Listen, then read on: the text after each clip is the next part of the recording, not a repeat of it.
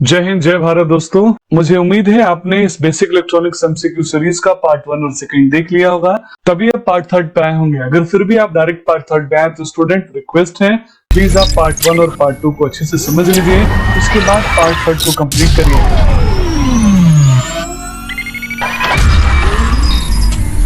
तो स्टूडेंट, इस वीडियो में हमारा आज का पहला क्वेश्चन है, the most suitable gate to check whether the number is ones in a digital word is even और ऑड। यानी वो कौन सा गेट मोस्ट सुटेबल होता है जो कि इस डिजिटल वर्ड में इवन और ऑड नंबर को चेक करने के लिए यूज किया जाता है। चार ऑप्शंस हमारे सामने है, एक्सॉर, नैंड, नॉर, एंड और नॉट गेट। प्लीज आप क्वेश्चन को अच्छे से समझिए। 10 सेकंड का टाइम आपके पास है, इसके आंसर को सिलेक्ट करिए।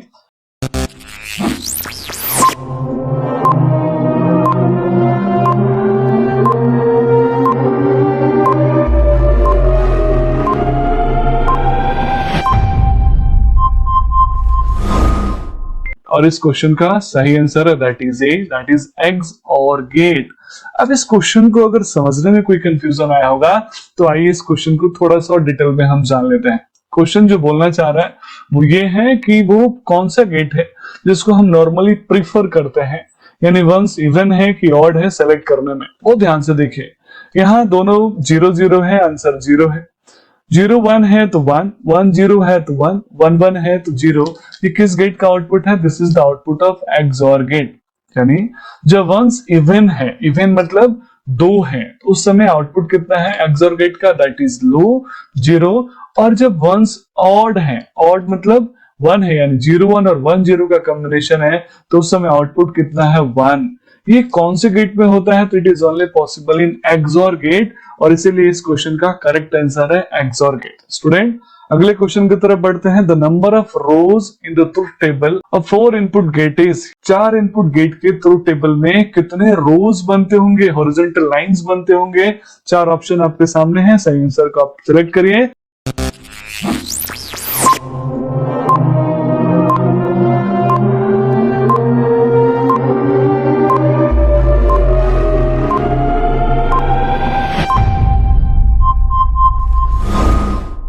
बहुत सिंपल क्वेश्चन है स्टूडेंट, आपको याद होना चाहिए। इसका करेक्ट आंसर है that is called D, means 16। बहुत सिंपल सा टेक्निक है इससे स्टूडेंट, जिसको हम समझ सकते हैं। और वो टेक्निक ये है कि जब हमारे पास 4 इनपुट है तो नंबर ऑफ इनपुट 4 है, तो टोटल नंबर ऑफ कॉम्बिनेशन कितने बनेंगे? तो that is equal to 2 to the power n, where n is called number of input, that is called 16। यानी 2 into 2 into 2 into 2, 2 2 जा 4, 2 जा 8, 2 जा 16। 16 भी कैसे बनेंगे स्टूडेंट? एबीसीडी 4 ऑप्शन, 4 हमारे पास इनपुट है। पहले वाले इनपुट में 8 लो बिट होंगे, 8 हाई बिट होंगे दूसरे वाले में, और दूसरे वाले इनपुट में 4 लो 4 हाई, 4 लो 4 हाई। तीसरे वाले में 2 लो बिट, 2 हाई, 2 लो 2 हाई, 2 लो 2 हाई, 2 लो 2 हाई। और चौथे वाले इनपुट में 0-1-0 यानी लो हाई, लो हाई, लो हाई।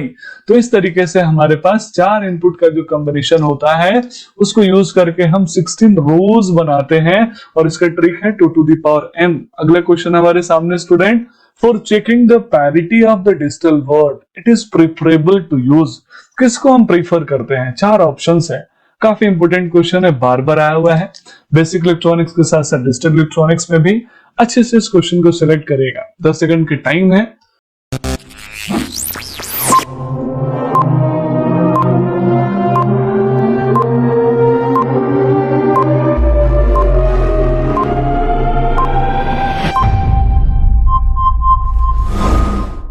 इसका करेक्ट आंसर है student that is C, it is XOR gate. Majority questions में हमारा करेक्ट आंसर एक्सऑर गेट है। यानी जब हम पैरिटी जनरेटर बनाते हैं, पैरिटी चेकर बनाते हैं, तो उस समय हम एक्सऑर गेट को ही मेजॉरली यूज कर लेते हैं। दैट्स व्हाई इसका करेक्ट आंसर सी है।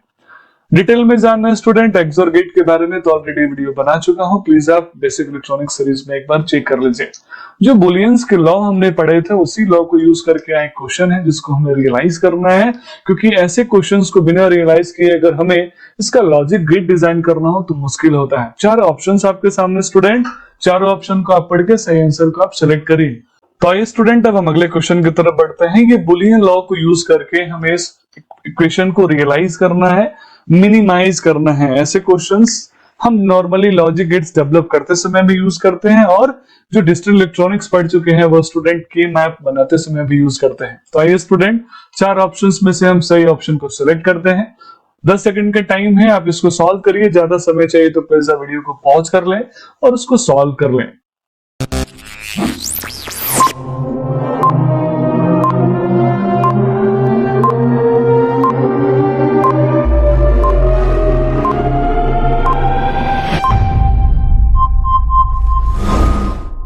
इसका करेक्ट आंसर है दैट इज बी, यानी इसकी टोटल वैल्यू आएगी दैट इज इक्वल टू ए। अब आपके मन में सवाल आएगा कि सर ये ए आया कैसे? कुछ स्टूडेंट हो रहे तो सॉल्व कर लिया होगा, कुछ अभी भी नहीं कर पाए हो, तो आइए आपके लिए मैं इसको सोल्यूशन कर लेता हूं। इसके लिए हमें बेसिक बुलियन लॉज भी जानना जरूरी है।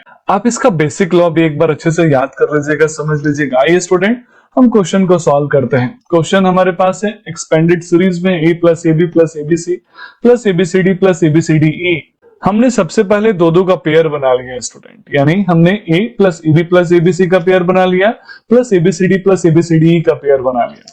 हम यहाँ देख सकते हैं इन दोनों में ए बी कॉमन है या एबीसी एबीसी कॉमन है, तो यहाँ हमने ए बी कॉमन ले लिया और यहाँ एबीसीडी कॉमन ले लिया। स्टूडेंट फाइनली यहाँ पे हमारे पास ब्रैकेट में है 1 प्लस सी और 1 प्लस ई, और अकॉर्डिंग टू बुलियन लॉ अगर आप 1 में किसी भी क्वांटिटी को जोड़ते हैं तो उसका फाइनल वैल्यू 1 ही आता है, यानी 1 प्लस सी भी 1 होगा और 1 प्लस ई भी 1 होगा, और something into 1 is equal to something, यानी a डॉट 1 की वैल्यू ए ही होती है, तो A B dot 1 A B हो गया, एबीसीडी डॉट 1 एबीसीडी हो गया। इन दोनों में ए बी कॉमन है, मैंने ए बी कॉमन कर लिया तो फाइनल अंदर आया 1 plus C D. Similarly 1 plus C D को भी हम 1 बोलेंगे, तो यानी 1 plus C D is equal to 1। Same आप समझ चुके होंगे, यहाँ प्लस ए बी में हमने ए को कॉमन कर लिया, फाइनल आंसर अब बचा हमारे पास a इंटू 1 प्लस बी, और 1 प्लस बी 1 फिर से 1 हो गया और आंसर हमारे पास आ गया a। ऐसे क्वेश्चंस प्लीज आप प्रैक्टिस करिएगा क्योंकि ये हमारे पेपर के काफी इंपॉर्टेंट क्वेश्चंस में से होते हैं। आइए स्टूडेंट अगले क्वेश्चन की तरफ बढ़ते हैं, that is when the PN junction diode is forward biased. जब PN junction diode forward biased होता है, 4 ऑप्शंस हमारे सामने हैं। The only current is hole current, the only current is electron current, the only current is proposed by majority carriers, and only the current is produced by both electrons and holes। मुझे उम्मीद है इस question का answer आपको आता होगा।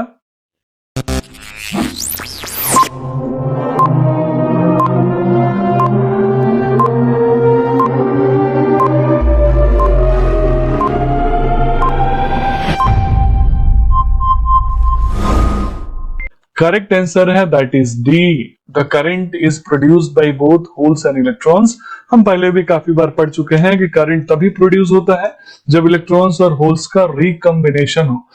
बहुत सारे बुक्स में the only current is electron current ऐसा भी आंसर लिखा रहता है, पर जो बेसिक कंसेप्ट है वो यही है कि जब इलेक्ट्रॉन्स और होल्स आपस में रिकम्बाइन होते हैं तभी वहां पे फॉरवर्ड बायस में करंट फ्लो होता है, एंड दैट्स व्हाई इसका करेक्ट आंसर है combination of holes and electrons. हमने एनिमेशन में भी देख लिया है पार्ट 1 में। नेक्स्ट क्वेश्चन है, a voltage regulator is a circuit. Voltage regulator क्या है? थोड़ा सा अलग टाइप का क्वेश्चन है लेकिन फिर भी इंपॉर्टेंट है, इसीलिए मैंने डाल दिया। बहुत से स्टूडेंट के मन में होगा कि इससे रिलेटेड नहीं है, फिर भी समहाउ रिलेटेड है, इसलिए हमने इसको यहाँ पे डाला हुआ। और 4 ऑप्शन आपके सामने हैं, वीडियो को पॉज करिए, 10 सेकंड में आप क्वेश्चन को सही आंसर को सिलेक्ट करिए।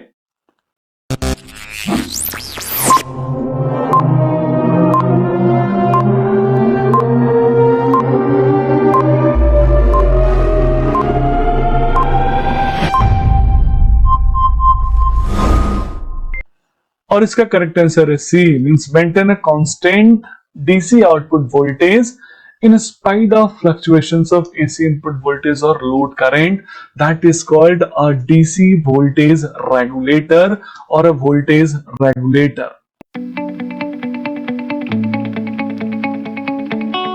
अगला क्वेश्चन हमारे सामने student, junction breakdown of a PN junction occurs, यानी पीएन जंक्शन में जंक्शन ब्रेकडाउन होता है फॉरवर्ड बायस में, रिवर्स बायस में, मैन्युफैक्चरिंग डिफेक्ट की वजह से, या फिर कोई भी नहीं। बहुत सिंपल है।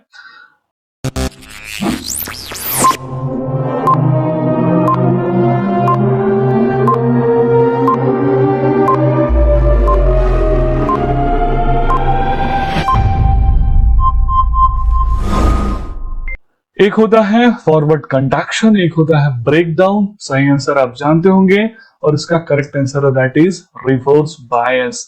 यानी रिवर्स बायस में ही ब्रेक डाउन होता है। दो तरह के ब्रेक डाउन होते हैं, एक होता है जनरल ब्रेक डाउन, दूसरा होता है एवलांच ब्रेक डाउन। यानी किसी भी चीज का, किसी भी ऑब्जेक्ट की एक लिमिट होती है, जब हम लिमिट से ज्यादा उसके ऊपर स्ट्रेस डेवलप करेंगे तो डेफिनेटली वो ब्रेक डाउन करेगा। जैसे आपको भी किसी की बात सहने की एक लिमिट है, जब आपको कोई उससे ज्यादा परेशान करता है तो आप भी जानते हैं आप क्या करते हैं और फिर उस समय आपका ब्रेकडाउन हो ही जाता है। आइए स्टूडेंट, क्वेश्चन नंबर 28 को हम देखते हैं। PN junction diode dynamics conductance is directly proportional to. चार ऑप्शन आपके सामने हैं। यहाँ डायनामिक कंडक्टेंस किसके प्रोपोर्शनल है? पीएन यानी सेमीकंडक्टर डायोड में। ऐसे ही क्वेश्चन ऐसा है जिसमें आप अगर कंडक्टर का भी प्रॉपर्टी लगा लेंगे तो भी इसका आंसर करेक्ट आएगा।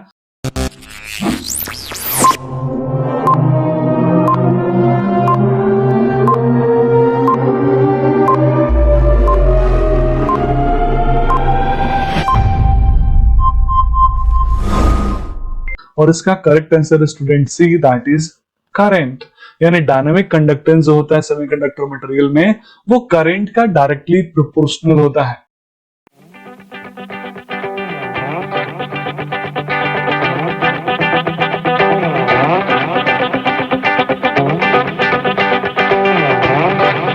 अगला क्वेश्चन हमारे सामने student, in full wave rectifier the current in each of diode. यानी फुल वेव रेक्टिफायर में हर डायोड में करंट फ्लो होता है। Complete full cycle, half cycle of input signal, less than half cycle और नॉन ऑफ द अबव। बहुत simple है, कोई भी कंफ्यूजन नहीं है। आप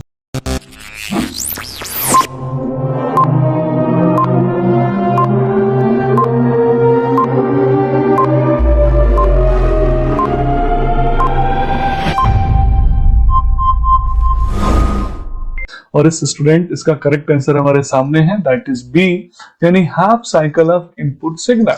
थोड़ा सा कंफ्यूजन हो सकता है आपके मन में हो, तो आइए स्टूडेंट इसको हम भी दूर कर लेते हैं। फुल वेव रेक्टिफायर की बात कर लें तो फुल वेव रेक्टिफायर में हमने दो डायोड्स कम कनेक्ट किए हैं।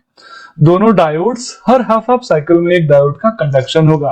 यानी पॉजिटिव हाफ साइकिल में एक डायोड कंडक्ट करेगा, नेगेटिव हाफ साइकिल में दूसरा डायोड कंडक्ट करेगा। यानी हर हाफ साइकिल में एक ही डायोड कंडक्ट करता है, इसीलिए इसका करेक्ट आंसर था बी। अगले क्वेश्चन को स्टूडेंट हम सॉल्व कर लेते हैं। नेक्स्ट क्वेश्चन हमारे सामने है, the value of reverse resistance, reverse bias resistance for an ideal diode. बहुत ध्यान से समझिएगा, हम यहाँ आइडियल डायोड की बात कर रहे हैं। आइडियल का मतलब अच्छे से जानते होंगे आप, हम प्रैक्टिकल डायोड की बात नहीं कर रहे हैं। उसमें रेसिस्टेंस कितना होगा तो हम सब जानते हैं। जब हम रिवर्स बायस की बात करेंगे तो रेसिस्टेंस कुछ और होगी, और जब हम फॉरवर्ड बायस की बात करेंगे तो रेसिस्टेंस कुछ और होगी। करेक्ट आंसर इसमें से सिलेक्ट करना है स्टूडेंट। 10 सेकंड का टाइम आपके लिए है।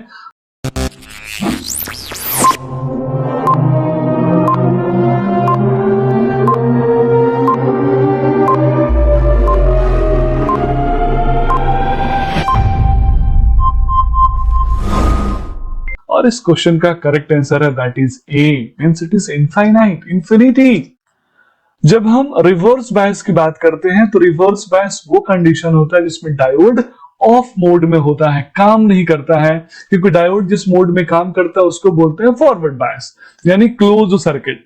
जब हम रिवर्स बायस में डायोड को करते हैं, आप सब जानते हैं रिवर्स बायस कब होता है, जब एनोड को नेगेटिव, कैथोड को पॉजिटिव टर्मिनल से कनेक्ट करेंगे तो रिवर्स बायस होगा। और जब रिवर्स बायस होगा तो मेरा जो डिप्लेशन लेयर है वो और वाइडर होते चला जाता है, और उस कंडीशन में डिवाइस एक ओपन सर्किट की तरह काम करता है। और जब ओपन सर्किट होता है आइडियल कंडीशन में तो स्वाभाविक है उसका रेसिस्टेंस कितनी हो जाती है, इनफाइनाइट ओम हो जाती है। और इसीलिए यहाँ रिवर्स बायस कंडीशन में आइडियल डायोड का रेसिस्टेंस भी इनफाइनाइट होगा। तो स्टूडेंट, मुझे उम्मीद है इस पूरे सीरीज के तीनों वीडियोस को आपने अच्छे से देखा होगा, समझा होगा। फिर भी कहीं कोई डाउट है तो feel free to write in comment box. आपको जब भी मेरी जरूरत लगे, आपको जब भी लगे नहीं क्वेश्चन डिस्कस करना है, आप जरूर कमेंट बॉक्स में आए, डिस्कस करें। मैं वहां आंसर दूंगा, लगेगा नहीं पर्सनली भी आपके साथ उसका डिस्कशन करना है तो चैट बॉक्स में मैं आपको व्हाट्सएप का लिंक भी शेयर कर दूंगा, जिससे आप कभी भी मुझसे जुड़ के बात कर सकते हैं। चैनल पे मोबाइल नंबर भी दिया हुआ है, चैनल पे मेरे अदर कॉन्टेक्ट्स भी दिए हुए हैं। आप जरूर जुड़े मुझसे, ज्यादा से ज्यादा बेनिफिट लें। अगर कोई भी ऐसा सब्जेक्ट जो आपको लगता है जिसका डिस्कशन आपको करना चाहिए तो आप कमेंट बॉक्स में लिखें। स्टूडेंट, प्लीज आप इन वीडियोस को अपने फ्रेंडों के साथ शेयर करें और अपने राय भी जरूर